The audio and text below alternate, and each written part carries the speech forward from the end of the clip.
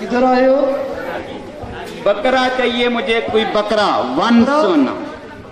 बकरा के बकरी के भेडुआ नूं फड़ा जी, हुक्म करो किधरों जी वाड़े विच वाणा जी।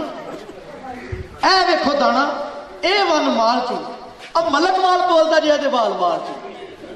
1.5 मन पक्का दा गोश्त भावें तोल लो, ਇਹਦੇ ਨਾਲ ਭਾਵੇਂ ਅੰਗਰੇਜ਼ੀ ਵਿੱਚ ਬੋਲ ਲਓ।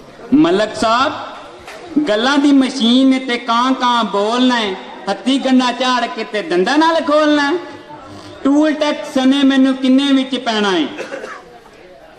पै जाएगा आप नूं ਇਹ 15,000 ਦਾ, पै जाएगा आप नूं ਇਹ 15,000 ਦਾ।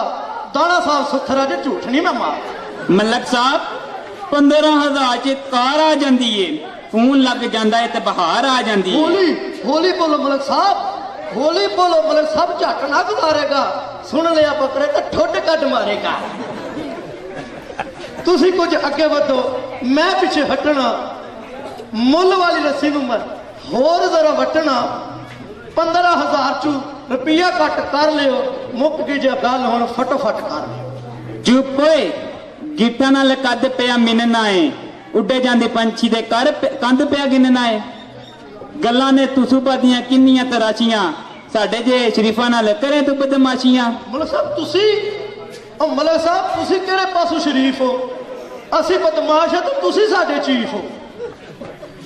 गल सुनो, बुरा ना मनाना मेरी बात दा। सच्ची सच्ची दसां, अज दिन है जुमेरात दा।